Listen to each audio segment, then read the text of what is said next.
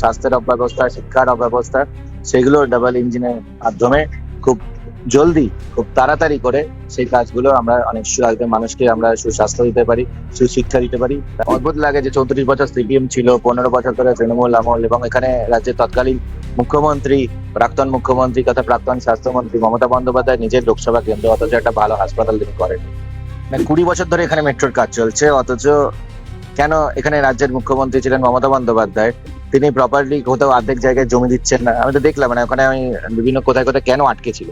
তৎকালীন মুখ্যমন্ত্রী মমতা বন্দ্যোপাধ্যায়কে পশ্চিমবঙ্গের মানুষ রিজেক্ট করে প্রাক্তন মুখ্যমন্ত্রী বানিয়েছে। দেখুন, পশ্চিমবঙ্গে এখন ডাবল ইঞ্জিন সরকার, এবং বেহালা পূর্ব পশ্চিম মিলিয়েও এখন ডাবল ইঞ্জিন সরকারের ডাবল স্পিডে গ্রোথ দেখতে পাবেন। এখানে দীর্ঘদিনের যে সমস্যা ছিল, স্বাস্থ্যের অব্যবস্থা, শিক্ষার অব্যবস্থা, সেগুলো ডাবল ইঞ্জিনের মাধ্যমে খুব জলদি, খুব তাড়াতাড়ি করে সেই কাজগুলো আমরা অনেক মানুষকে আমরা সুস্বাস্থ্য দিতে পারি, সুশিক্ষা দিতে পারি, তার বন্দোবস্ত সম্মানীয় মুখ্যমন্ত্রী শ্রী শুভেন্দু অধিকারী মহাশয়ের নির্দেশে শুরু হয়ে গেছে। বেহালা বিদ্যাসাগর হাসপাতাল মাল্টি স্পেশালিটি হাসপাতাল করার ইচ্ছা করেছেন মুখ্যমন্ত্রী, এবং সেখানে আপনি পরিদর্শন করেছেন। দেখুন, দীর্ঘদিন ধরে বেহালা পূর্ব আর পশ্চিম মিলে প্রায় 10 লক্ষ মানুষের বাস, অথচ এখানে একটা প্রপার কোনো হাসপাতাল নেই। এবং অদ্ভুত লাগে যে 34 বছর সিপিএম ছিল, 15 বছর ধরে তৃণমূল আমল, এবং এখানে রাজ্যের তৎকালীন মুখ্যমন্ত্রী, প্রাক্তন মুখ্যমন্ত্রী তথা প্রাক্তন স্বাস্থ্যমন্ত্রী মমতা বন্দ্যোপাধ্যায় নিজের লোকসভা কেন্দ্র, অথচ একটা ভালো হাসপাতাল তিনি করেননি। এখানে বিদ্যাসাগর হাসপাতালকে নীল সাদা বিল্ডিং রং করে দিয়েছে, বড় একটা বিল্ডিং নীল সাদা রং, কিন্তু ভেতরে পুরো ফাঁকা। না ওখানে পরিষেবা মানুষ পাচ্ছে, 280টা বেডের মধ্যে 28টা বেডও ওখানে পরিষেবা দেওয়ার মতন পরিস্থিতিতে নেই। পর্যাপ্ত ডাক্তার নেই, পর্যাপ্ত নার্স নেই, পর্যাপ্ত স্টাফ নেই, পর্যাপ্ত স্ক্যাভেঞ্জার নেই।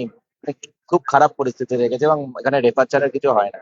এই ভয়াবহ পরিস্থিতি নিজের চোখে আমি পরিদর্শন করেছি সম্মানীয় মুখ্যমন্ত্রী শ্রী শুভেন্দু অধিকারী মহাশয়ের নির্দেশে, এবং এখানে পরিষ্কার ভাবে আমরা যেটা অলরেডি সুপারকে বলেছি, যেখানে যারা ডেফিসিট আছে ইমিডিয়েটলি সেটা আমাদেরকে দিতে, এবং অলরেডি আমরা 24 ঘন্টার সময় দিয়েছিলাম, এবং 24 ঘন্টার মধ্যে যা তথ্য দিয়েছেন সেগুলো নিয়ে গতকাল স্বাস্থ্য ভবনে সে বিষয়ে আমরা বিদ্যাসাগর হাসপাতালে যাতে ইমিডিয়েটলি বিভিন্ন স্পেশালিটি, বিশেষ করে অর্থোপেডিক্স, সার্জারি যাতে ইমিডিয়েটলি চালু করা যায়, গাইনিকোলজি, পেডিয়াট্রিক্স চালু করা যায়, তার যা যা প্রয়োজনীয় স্টেপ নেওয়া দরকার সেগুলো দেওয়ার নির্দেশ দেওয়া হয়েছে। বেহালাবাসীর জন্য সুখবর দিলেন যে মেট্রো কলকাতা এবং হাওড়ায় যাবে, সল্টলেকে যাবে। সেই বৈঠকে আপনি ছিলেন।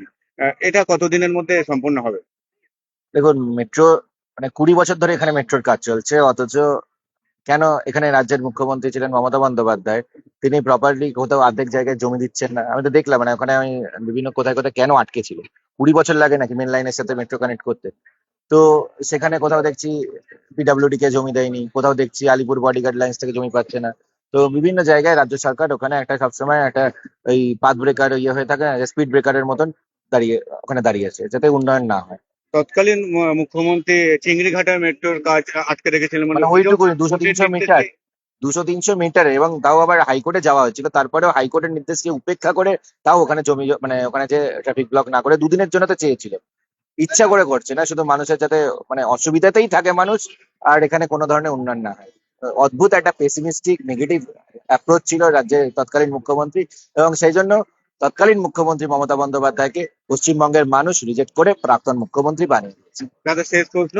একেবারে কম খরচায় বেহালাবাসী এক মেট্রো উঠে কলকাতায় কাজে যেতে পারবে বা শপিং করতে যেতে পারে, সেটা কতদিনের মধ্যে সম্পন্ন হতে পারে, তারা পেতে পারে? নিশ্চিন্তে থাকুন, যাতে আগামী এই যে আমাদের 5 বছরের টেনিয়র দিয়েছেন তার আগেই এই কাজ সম্পন্ন হবে।